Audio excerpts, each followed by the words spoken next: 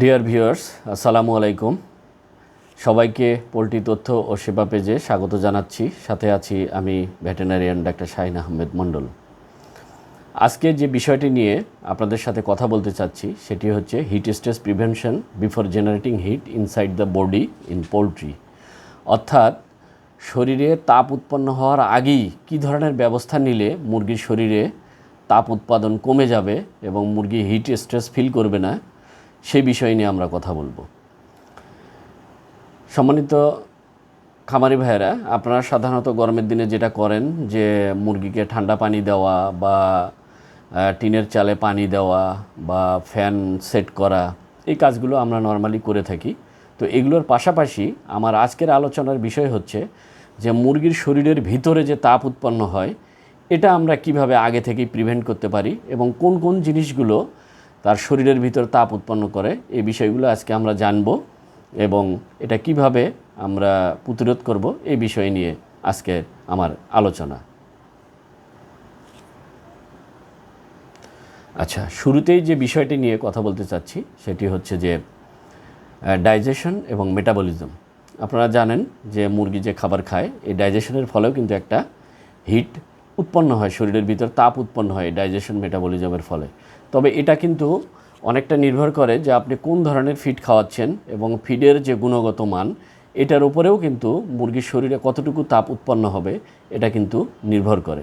যেমন আপনার খাবারে যদি অতিরিক্ত প্রোটিন থাকে তাহলেও কিন্তু এটি অতিরিক্ত হিট উৎপন্ন করবে শরীরে। আবার আমরা যদি এটাকে আরেকভাবে বলি সেটা হচ্ছে যে যদি আনডাইজেস্টেবল প্রোটিন বেশি থাকে, অর্থাৎ ক্রুড প্রোটিনের পরিমাণ যদি বেশি থাকে বা অহজমযোগ্য প্রোটিন যদি বেশি থাকে তাহলে কিন্তু এটাকে ডাইজেশন করতে বডি অতিরিক্ত হিট উৎপন্ন করে এবং অতিরিক্ত অ্যামোনিয়া গ্যাস উৎপন্ন করে, যেটি কিন্তু মুরগির শরীরের জন্য ক্ষতিকর। আর আরেকটি বিষয় হচ্ছে যে অতিরিক্ত ফাইবার যদি আমরা ফিডে ব্যবহার করি কোনো কারণে তাহলে কিন্তু এটি ফার্মেন্টেশন হিট তৈরি করে, এটিও কিন্তু মুরগির শরীরে হিট তৈরি করে। আর একটা বিষয় হচ্ছে যে যদি আমরা ইলেকট্রোলাইট ব্যালেন্স যদি খাবারে ঠিক না থাকে তাহলে কিন্তু আপনার মুরগি মানে স্ট্রেস বা ধকলের প্রতি কিন্তু সংবেদনশীল হয়। সুতরাং ইলেকট্রোলাইট ব্যালেন্স ঠিক রাখতে হবে। আর একটা বিষয় সেটা হচ্ছে যে আপনার খাবারের যে পিলেট কোয়ালিটি, এটার উপরেও কিন্তু কতটুকু হিট ডাইজেশনে উৎপন্ন হবে এটা নির্ভর করে। সাধারণত যদি ভালো কোয়ালিটির পিলেট বা খাবারের সাইজটা যদি ঠিকমতো না হয়, অপটিমাম কোয়ালিটি যদি পিলেটের মেনটেন না করি আমরা, তাহলেও কিন্তু এটি শরীরে অতিরিক্ত তাপ উৎপাদন করতে পারে। সুতরাং এটি গেল একটি পয়েন্ট।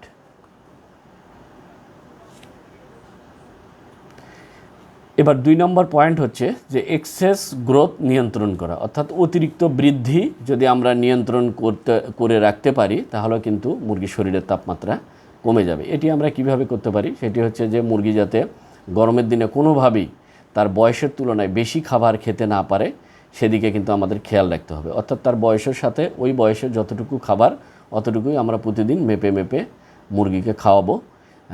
কাজেই এই বিষয়ে আমাদেরকে সজাগ দৃষ্টি রাখতে হবে এবং মুরগিকে ঠান্ডা পানি আমরা সরবরাহ করব। তো এটা একটা বিষয়। আর একটা হচ্ছে যে রাতের বেলা লাইটের ইন্টেন্সিটি বা লাইটের তীব্রতা আমরা কমিয়ে রাখব এবং পারলে আমরা কিছু লাইট কমায়া দিব। এবং সবচেয়ে ভালো হয় যদি আমরা রাতে মুরগিকে 4 থেকে 6 ঘন্টা একটা ডার্ক পিরিয়ড বা অন্ধকার পিরিয়ডে আমরা রাখতে পারি। যদি অন্ধকার নাও হয় তাহলে যদি আমরা ডিম লাইটও দিতে পারি তাহলেও কিন্তু মুরগি কী হবে, তার শরীরের ভিতর একটা হরমোন নিঃসরণ হবে যেটাকে আমরা বলছি মেলাটোনিন হরমোন। এই হরমোনটা যখন নিঃসরণ হবে তখন কিন্তু এই মুরগিটা রাতের বেলা একটা রেস্ট পাবে এবং তার শরীরটা মোটামুটি সকালবেলা বা পরের দিন এই ধরনের হিট স্ট্রেস বা ধকল কিন্তু তার শরীরে খুব একটা প্রভাব ফেলতে পারবে না এবং এই ধকল সে নিতে পারবে। আচ্ছা, আর একটা বিষয় হচ্ছে যে সপ্তাহে সপ্তাহে মুরগির যে ওজন থাকার কথা, যে গ্রোথ থাকার কথা, সেটা যাতে আমরা গরমের দিনে একদম প্রপারলি মেনটেন করি। কারণ আপনারা জানেন যে অতিরিক্ত ফ্যাট যদি শরীরে জমে যায় এই মুরগিগুলো কিন্তু বডিতে হিট ট্র্যাপ করে রাখে, মানে ধরে রাখে এবং এই ফ্যাট লেয়ারটা শরীরে কিন্তু ইনসুলেটর হিসাবে কাজ করে, যেটা শরীরের তাপ কমতে দেয় না। সুতরাং মুরগি যাতে গরমের দিনে অতিরিক্ত ফ্যাটি না হয়ে যায় সেদিকে আমাদেরকে খেয়াল রাখতে হবে।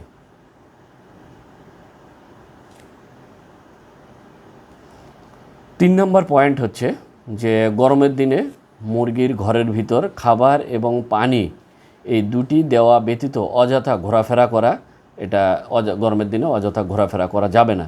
এবং মুরগিকে তাড়া করা বা মুরগিকে ধরা অযথা এই ধরনের কাজ থেকে বিরত থাকতে হবে, কারণ এই ধরনের কাজ মুরগির উপর ধকল সৃষ্টি করে, মুরগির মুভমেন্ট বেড়ে যায় এবং সেখানে কিন্তু মাসেল অ্যাক্টিভিটিস হয় এবং শরীরের কিন্তু তাপ উৎপন্ন হয়। এই জন্য এই বিষয়গুলো আমাদেরকে খেয়াল রাখতে হবে। পাশাপাশি যাতে মুরগি কোনো কারণে ভয় না পায় বা উচ্চ শব্দ যাতে ভয় না পায়, তাহলে কিন্তু মুরগির মুভমেন্ট বেড়ে যায় এবং সেক্ষেত্রে কিন্তু মুরগির শরীরের তাপমাত্রা বেড়ে যায়। সুতরাং আমাদেরকে আরও দুটো বিষয় খেয়াল করতে হবে, সেটা হচ্ছে যে গরমের দিনে যাতে ওভার ক্রাউডিং না হয়, কারণ যদি এক ঘরে যদি কম জায়গায় আমরা বেশি মুরগি পালি তাহলেও কিন্তু এটি কি হয় যে গাদাগাদি করে শরীরের তাপ, একজনের শরীরের তাপ আর একজনের যে কিন্তু টোটাল হিট বেড়ে যায় আর কি।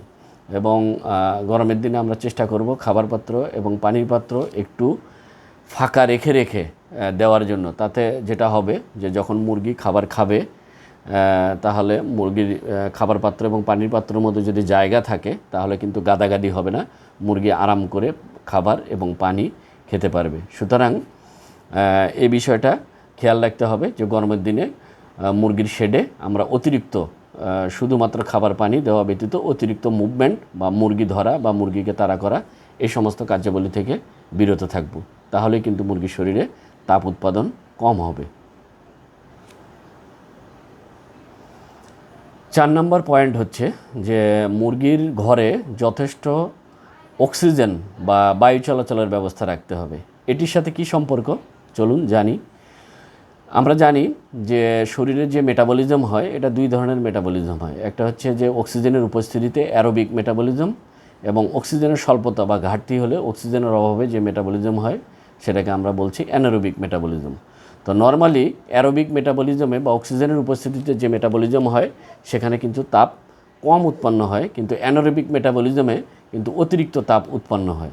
সুতরাং মুরগির ঘরে আমরা বায়ু চলাচল বা বাতাসের ব্যবস্থা করেও কিন্তু তার মেটাবলিজমকে নিয়ন্ত্রণ করে আমরা কিন্তু মুরগির শরীরের অতিরিক্ত হিট উৎপাদন আমরা নিয়ন্ত্রণে সহযোগিতা করতে পারি। 5 নম্বর পয়েন্ট হচ্ছে যে ফ্লোর এবং লিটারের টেম্পারেচার মেনটেন করে। এটি কিভাবে আমরা সাধারণত খেয়াল করি যে গরমের দিনে যদি টিনের চালা থাকে বা ছাদ থাকে তাহলে এটি কিন্তু গরম হয়। আমরা কিন্তু টিনের চালে পানির ব্যবস্থা করি, অনেকে কিন্তু ঝর্ণার ব্যবস্থা করেন, অনেকে আবার টিনের চালের উপর খড় বিছিয়ে সেখানে পানি মেরে ঠান্ডার ব্যবস্থা করেন। তো এটার চাইতেও কিন্তু সবচেয়ে বেশি গুরুত্বপূর্ণ, বার্ড যেহেতু ফ্লোরের সাথে থাকে, লিটারে থাকে, আমাদেরকে এই টিনের চালা বা ছাদ ঠান্ডা রাখার চাইতে জরুরি হচ্ছে যে মুরগির ফ্লোর এবং লিটার ঠান্ডা রাখা। কারণ আপনারা জানেন যে মুরগি লিটারে থাকে এবং লিটারে যদি ময়েশ্চার বেশি হয় এবং কোনো কারণে যদি বায়ু চলাচল না করে তাহলে কিন্তু এই লিটার কিন্তু অতিরিক্ত তাপ ধরে রাখে, এবং মুরগি যখন এই লিটারে বসে থাকে তখন কিন্তু এই লিটারের তাপটা এবং তার শরীরের তাপকে বাড়িয়ে দেয়। সুতরাং আমরা মুরগির ঘরের চালার ঠান্ডা রাখার চাইতে মুরগির ফ্লোর এবং লিটার ঠান্ডা রাখার প্রতি গুরুত্ব দিব বেশি, এবং লিটার যাতে শুকনো ঝরঝরে থাকে এ বিষয়ে আমাদেরকে সবসময় সজাগ থাকতে হবে।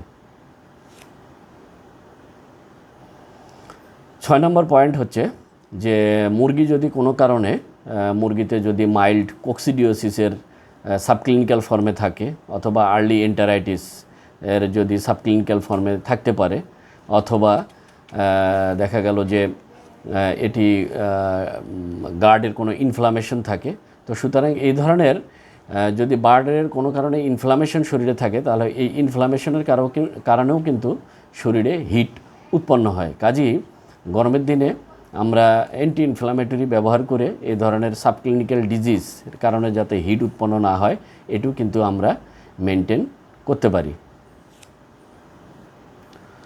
তো সুপ্রিয় খামারি ভাইয়েরা, আমি যে বিষয়গুলো নিয়ে আলোচনা করলাম, আমরা যদি এই বিষয়গুলো প্রপারলি মেনটেন করি বা যদি আমরা মেনে চলতে পারি, তাহলে কিন্তু মুরগির শরীরের যে অতিরিক্ত তাপ উৎপন্ন হওয়া এটা কিন্তু কমে যাবে এবং মুরগি হিট স্ট্রেস বা এই অতিরিক্ত গরমের যে ধকল সেটি থেকে রক্ষা পাবে। এছাড়াও আমরা কিছু অ্যাডিটিভস আমরা পানিতে অ্যাড করতে পারি, যেমন যদি এনজাইম আমরা অ্যাড করি তাহলে এটা ডাইজেশনের কারণে যে অতিরিক্ত হিট উৎপাদন এটি হবে না।